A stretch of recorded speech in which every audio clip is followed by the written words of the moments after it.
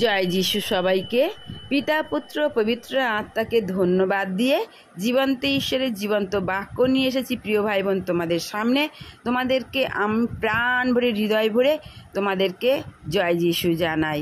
আমি আজকের বাক্য বলবো যে আমাদের জীবনের যুদ্ধাস্ত্র মৃত্যুকাল থেকে আমাদের জন্মকাল থেকে মৃত্যুকাল পর্যন্ত যতদিন জীবিত থাকবো প্রিয় ভাই বোন, আমরা এটাই জানি যে আমাদের যুদ্ধ করে যেতে হবে। কার সঙ্গে যুদ্ধ করতে হবে?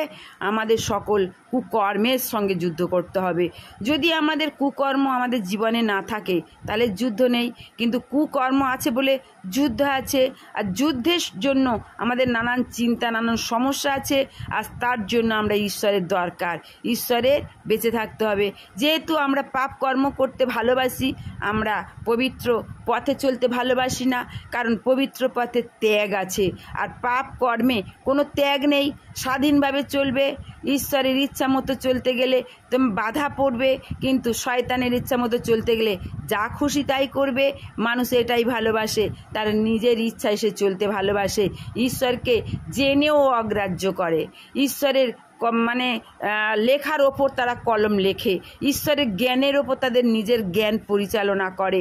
সেই জন্যে ঈশ্বরের ছাড়া কিছু হয় না প্রিয় ভাই বোন।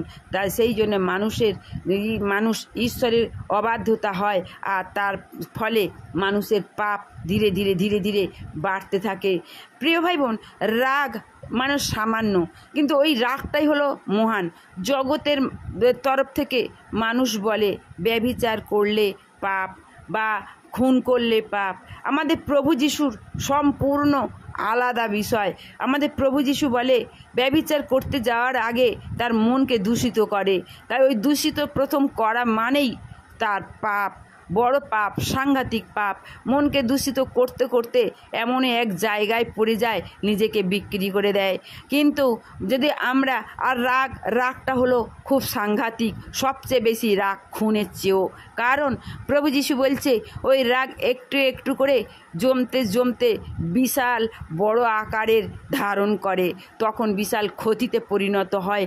তাই ওই রাগ একটু একটু করে জমতে না দিয়ে বরং তোমরা সূর্য ওঠার আগে তোমার রাগটাকে কমিয়ে ফেলো প্রিয় ভাই বোন, তাহলে তোমরা শান্তি পাবে। যতদিন না তোমরা নিজেদেরকে কন্ট্রোল করতে পারবে ততদিন শান্তি পাবে না। নিজেকে কন্ট্রোল করতে হবে, এইটা ঈশ্বরের কোনো হাত নেই। ঈশ্বরের হাত যখন তুমি ধরবে ঈশ্বরের হাতকে, তখন ঈশ্বর তোমার হাতকে টেনে তুলে দেবে। কিন্তু আমাদের নিজেদের যদি না কন্ট্রোল করতে পারি তাহলে কি হবে? ঈশ্বরে রাখতে হবে, ঈশ্বরে ডেকে আমাদের কন্ট্রোল করতে হবে প্রিয় ভাই বোন। তার জন্য আমাদের তো পারবো না, কারণ আমাদের মধ্যে শরীরে 3 রকম পাপে লিপ্ত।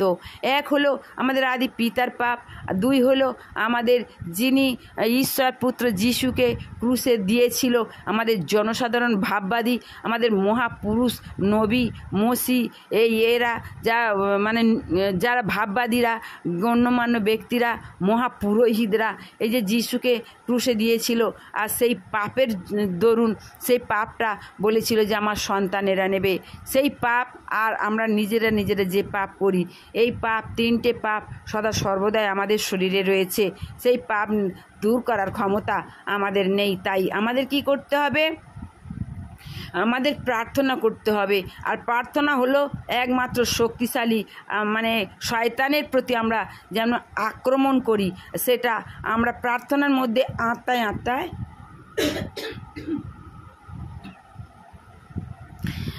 আত্মায় যুদ্ধ করতে হবে। আত্মায় যদি না যুদ্ধ করি তাহলে আমাদের কিছু করতে পারবো না। আমাদের রক্ত মাংস দেহ সদা সর্বদাই পাপ করে। তার জন্য রক্ষা করার জন্য ঈশ্বর আমাদের আত্মা দিয়েছে। কেন আত্মা দিয়েছে? যে আমাদের যে শয়তান, সে হলো আত্মা। আমরা যেন সেই আত্মায় লড়াই করতে পারি, শয়তানকে দমন করতে পারি, শয়তানের উপর কর্তৃত্ব করতে পারি, এবং আমরা ঈশ্বরের সন্তান বলে জয়ী হয়ে আমরা উঠতে পারি প্রিয় ভাই বোন। আমরা যে উদ্ধার পাবো, উদ্ধার পাওয়ার জন্য ঈশ্বর আমাদের হাতে তুলে দিয়েছেন উপবাস। তাহলে প্রভু যিশুর মাধ্যমে ঈশ্বরের পূর্ণ জ্ঞানে পরিভ্রমণ করেছিলেন, প্রার্থনার মাধ্যমে। প্রভু যিশু প্রার্থনার মাধ্যমে ঈশ্বরের পূর্ণ জ্ঞান তিনি লাভ করেছিলেন প্রিয় ভাই বোন। তোমরাও ঈশ্বরের কাছে প্রার্থনা করো, ঈশ্বর তোমাদের ধরা দেবে। একমাত্র ঈশ্বরকে ধরতে পারবে প্রার্থনার মাধ্যমে। আর ঈশ্বরের জ্ঞানে, যে জ্ঞান, গভীর জ্ঞান, নিগূঢ়তত্ত্ব বাণী রস আস্বাদন করবে কেবলমাত্র প্রার্থনার মাধ্যমে। তুমি যে ধ্যান জপ সাধনা করো, ঈশ্বর ধরা দেবেন আত্মায়। তো সেই জন্য তো মুনি ঋষি সাধুরা ওরা প্রার্থনা সেই ধ্যান জপ করতো। তাহলে আমরাও ঘরে বসে, ওরা ত্যাগ করেছিল সংসার জগৎ, কিন্তু আমাদের ঘরে বসে যদি আমরা এইভাবে প্রার্থনা করি তাহলে আমরা ঈশ্বরকে লাভ করতে পারবো। প্রিয় ভাই বোন, তাহলে দেখো, তাহলে প্রভু যিশু উপবাসের শক্তিশালী আক্রমণাত্মক প্রয়োগের দ্বারা তিনি আত্মিক যুদ্ধক্ষেত্রে প্রবেশ করেছিলেন এবং শয়তানের শক্তি মুখোমুখি হয়ে দাঁড়িয়েছিলেন। তাহলে তোমরাও উপবাস করো এবং উপবাসের মধ্যে এক জায়গায় বসে শান্তভাবে স্থির হয়ে তোমরা উপবাসের শক্তিশালী হয়ে শক্তিশালী অস্ত্র নিয়ে তোমরা প্রার্থনা করো, তাহলে নিশ্চয়ই ঈশ্বর ধরা দেবেন আর শয়তানের মুখোমুখি তোমাদের দাঁড় করাবে এবং শয়তানের সঙ্গে যুদ্ধে তোমাদের জয়ী করবেন। আত্মিক যুদ্ধক্ষেত্রে প্রবেশ করেছিলেন প্রভু যিশু উপবাসের মাধ্যমে এবং শয়তানের শক্তির মুখোমুখি হয়েছিলেন। তাহলে তোমরাও উপবাস প্রার্থনা করলে উপবাস প্রার্থনা হলো সবচেয়ে শক্তিশালী অস্ত্র। তাহলে তোমরাও শয়তানের মধ্যে মুখোমুখি দাঁড়িয়ে তোমরাও শয়তানকে পরাজিত করতে পারবে এবং শয়তান যে তোমাদের শাস্তি দেয় সংসার ক্ষেত্রে, কর্মক্ষেত্রে, জীবন ক্ষেত্রে, মন ক্ষেত্রে, হৃদয় ক্ষেত্রে, শয়তান চুরি করে মন আর প্রলোভিত ফেলে, তাহলে কোনো কিছুতেই সে আমাদের কিছু করতে পারবে না। বিশ্বাসে আমাদের স্থির থাকতে হবে, কিছু করতে পারবে না। প্রিয় ভাই বোন, উপবাস মানুষ করতে চায় না। কেন করতে চায় না উপবাস? তারা সুখে থাকতে পারে না, কষ্ট পাবে তবু সুখে থাকতে পারে না। কিন্তু ঈশ্বরকে যখন তোমরা চাইবে, ঈশ্বরই তোমাদের জগতের খাবার, যে ধ্বংসের খাবার, যে ধ্বংসের জন্য আমরা বেঁচে থাকি যে খাবার খেয়ে, কিন্তু সেই খাবার আমাদেরকে ভুলিয়ে দেবে। যদি একটাবার ঈশ্বরের ওপর মনটা দিয়ে দিই, ঈশ্বর সেই রকম করে আমাদের তৈরি করাবে। কিন্তু আগে ঈশ্বরের ওপর মন দিতে চাই না, তাই এত আমাদের কষ্ট যন্ত্রণা হয়। প্রিয় ভাই বোন, যিশু পৃথিবীর বুকে তাঁর সেবাব্রত শুরু করবার পূর্বে আমরা দেখতে পাই যে এই দুটি অস্ত্র হাতে তুলে নিয়েছিলেন। আগামী যুদ্ধের জন্য তিনি নিজেকে আত্মিকভাবে প্রস্তুত করে তুলেছিলেন। তাহলে প্রিয় ভাই বোন, আগে থাকতে প্রভু যিশু মানুষের সেবা কার্য করার আগে থাকতে তিনি জানতেন যে শয়তানের সঙ্গে লড়াই করতে হবে, তার জন্য নিজেকে রণসাজে সজ্জিত করতে হবে, যুদ্ধের সাজে সাজতে হবে। সেই জন্য সেই যুদ্ধের সাজ হলো, সেই শক্তিশালী অস্ত্র হলো উপবাস। তাই তিনি আগে উপবাসের সঙ্গে মরুভূমিতে প্রার্থনা করেছিলেন। প্রিয় ভাই বোন, তোমরাও তোমাদের জীবন ক্ষেত্রে তোমরা বুঝতে পারছো, আজ হয়তো কেউ ভালো আছো, কেউ হয়তো খারাপ আছো, কেউ খারাপ দিনটা চলে গেছে, কেউ খারাপ দিন চলছে। এমনও ভাবো না যারা আজকের আছো তোমরা, তোমাদের জীবনে আর খারাপটা আসবে না। না প্রিয় ভাই বোন, এরকমই না, আবার আসবে। এমনই ভাবো না যে যারা পরিস্থিতি আছো তাদের আবার পরিস্থিতি চলে যাওয়ার পরে আর আসতে পারে। হ্যাঁ প্রিয় ভাই বোন, প্রত্যেকেরই যাবে আসবে, জীবনের প্রত্যেকটা পরিস্থিতি যাবে আসবে। তাই আমাদেরকেও রেডি হতে হবে যিশুর মতো।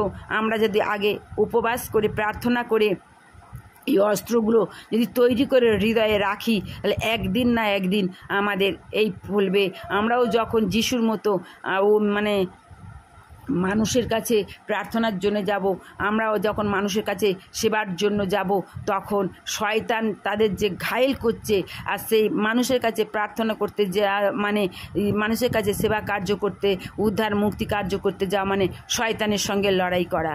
তাহলে আমরা যদি এই অস্ত্র আমাদের হৃদয়ে নিয়ে রাখি, তাহলে শয়তান কিছু করতে পারবে না।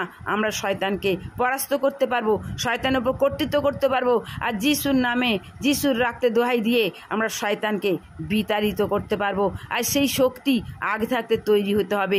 যিশু যেমন প্রার্থনার মধ্যে উপবাসের সঙ্গে তিনি আগে থাকতে তৈরি হয়েছিলেন, প্রিয় ভাই বোন, তেমন আমাদের করতে হবে। ঠিক যেমন জামা কাপড় কেনো তোমরা বাসন কেনো, কিন্তু সব সময় তোমরা সেই ব্যবহার করো না। যা কেনো সঙ্গে সঙ্গে তোমরা ব্যবহার করো না, সেটা তুলে রেখে দাও, প্রয়োজন মতো ব্যবহার করো। যে বিয়েবাড়ির শাড়ি, বিয়েবাড়ির আলাদা সাজ, এমনি কুটুম বাড়ি যাওয়ার শাড়ি তার আলাদা সাজ, ঘরে থাকার আলাদা সাজ। ঠিক তেমনই বাসনটারও ক্ষেত্রে এই রকম। যখন আমরা ঘরে খাই বাসন একরকম, আবার লোক কুটুম এলে একরকম, আবার কোনো অনুষ্ঠান, বড় বড় অনুষ্ঠান হলে আবার একরকম বাসন বার করতে হবে। তার জন্য আমরা আগে থাকতে কিনে প্রস্তুত করে রাখি, তাই না প্রিয় ভাই বোন? তাহলে আমরা কি এই সমস্ত কিছু যখন আসে তখন কিনে ব্যবহার করি? নিশ্চয়ই না প্রিয় ভাই বোন। তাহলে আমাদের আগে থাকতে রেডি হতে হবে। ঠিক তেমন যে আমাদের জীবনে দুঃখ কষ্ট আসবে না এমন কিছু না, দুঃখ কষ্ট আসবেই। যখন আমাদের জীবনে আলো এসে চলে গেল, অন্ধকার আসছে, ভয়ঙ্কর থেকে ভয়ঙ্করতর অন্ধকারও আমাদের জীবনে আসতে পারে। তার জন্য আগে থাকতে রেডি হতে হবে যে আমরা সেই অন্ধকারকে দূর করতে পারবো। আমরা নিজেরা ঈশ্বরের বাক্যের মধ্যে, প্রার্থনার মধ্যে আমরা সেই অন্ধকারকে দূর করে, শয়তানকে বিনষ্ট করে আমরা আমাদের নিজেদের, আমরা পরিবারকে বাঁচাতে পারবো এবং আমাদের সংসারে প্রত্যেক পরিস্থিতিতে বাঁচাতে পারবো। প্রিয় ভাই বোন, তোমরা যদি এইভাবে জীবন পথে চলতে পারো তাহলে তোমরা অবশ্যই কাঁদতে হবে না, তোমরা হাসবে আর ঈশ্বরকে গৌরব করবে আর নিজেকে ধন্য বলে মনে করবে। যদি তোমরা নিজেকে পরিবর্তন করো তাহলে হবে। আর নিজেকে পরিবর্তন নিজেরা করতে পারো না প্রিয় ভাই বোন। ঈশ্বরের ওপর বিশ্বাস রাখো। আর এই বাক্যে কি বলছে, বাক্যের ওপর ভরসা করো।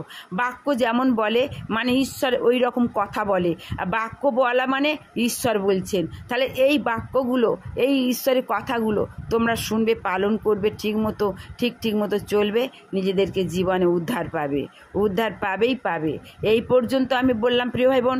তোমরা আমার ভালোবেসে সাবস্ক্রাইব দাও এবং আরও নতুন ভিডিও যেন তোমাদের কাছে আনতে পারি, তোমরা সেই আমাকে সাহায্য করো। আর আমার প্রাণ ভরা, হৃদয় ভরা ভালোবাসা তোমাদের মধ্যে আশীর্বাদে পড়ুক। ঈশ্বরের আশীর্বাদ তোমাদের মাথায় পড়ুক। তোমরা সুস্থ সবল জীবন পাও, শান্তিতে থাকো। ঈশ্বর তোমাদের মঙ্গল করুক এবং সদা সর্বদাই ঈশ্বর তোমাদের সহায় হোক। তোমাদের ডাকে ঈশ্বর সাড়া দিক। তোমরা ঈশ্বরের কাছে প্রার্থনা করো, ঈশ্বর নিজে তোমাদের কাছে ধরা দিক, তিনি নিজের মনের কথা তোমাদের কাছে বলুক। আর ঈশ্বরের আশীর্বাদ তোমাদের মাথায় বর্তাক। জয় যিশু, জয় যিশু, জয় যিশু।